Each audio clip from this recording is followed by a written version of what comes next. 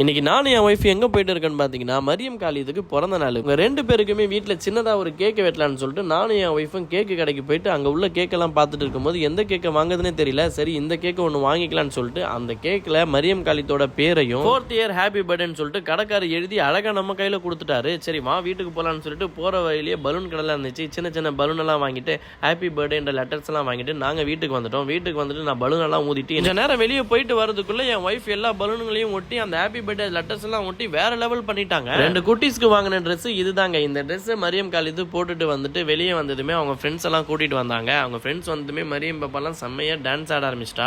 சரி போதும் சீக்கிரம் வெட்டு, உங்க ஃப்ரெண்ட்ஸ் எல்லாம் கோச்சிக்கு போறாங்கன்னு சொல்லிட்டு மரியம் காலிது 2 பேருமே ஹாப்பி பர்த்டே கேக்க அழகா வெட்டி முடிச்சாங்க.